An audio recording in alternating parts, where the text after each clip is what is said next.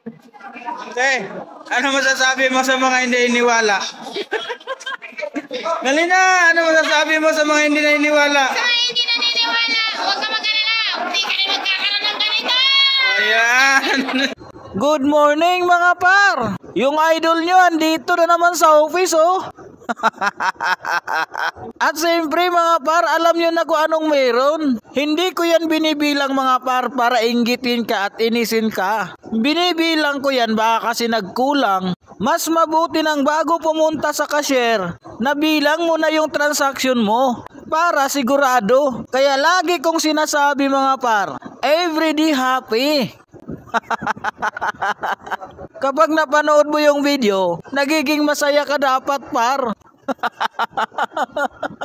Yung transaction natin ngayon, worth 20,000 pala yan mga par. Ibig sabihin meron tayong 2 taong nagtitiwala at nagsisimula lang. Naniniwala lang sa napanood nilang video. Sinubukan lang alamin ang sistema kung paano. At thank you God naman. After ko maipaliwanag sa kanila, naintindihan naman nila. At kaya naman ito na nga po nakapagsimula na sila. Isa naman pong factory worker at isang OFW sa Hong Kong. Sila po yung 2 taong nakapanood ng ating video at nagtiwala lang. Wala namang masama kung magtiwala ka para kumita. Yung masama kasi yung hindi ka nagtiwala at nagdududa ka pa sa sarili mo. Yung pupunta na nga sana ako sa cashier, nakita ko napakadaming may transaction dito.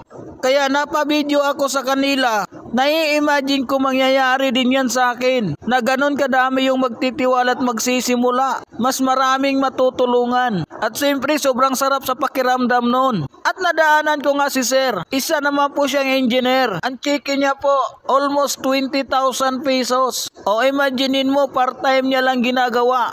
Kumikita ng ganun kalaki. Kaya kung napanood mo yung video na ito, gusto mong kumita, gusto mong dagdagan yung pagkikitaan mo gamit yung cellphone mo, yung Facebook mo, walang problema yan. Alamin mo lang ang sistema na ito. Ituturo ko sa iyo, ipapaliwanag ko sa iyo kung paano ka magsimula at paano ka kikita. Para naman ikaw naman yung next na magsimula at kikita kapag magdesisyon kang gagawin mo. Kung alam mo naman na nakakatulong ito sa iyo, huwag ka nang magdalawang isip na gawin. Kasi kung nakikita mo sa video, ang daming gumagawa at kumikita. Kaya kung ikaw napanood mo ito, simulan mo na din.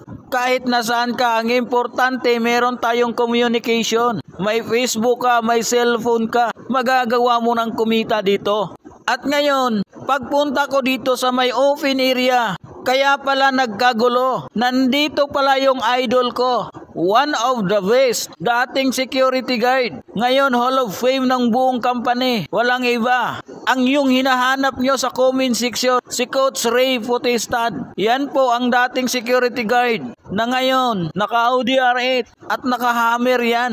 May nababasa pala ako sa comment. Nasaan na daw si Coach Ray? Ayan po, nasa 1 lang po si Coach Ray. Idol, magkano kinita mo ngayon? Kinita mo naman ngayon, 20,000 sa dagdag isang linggo.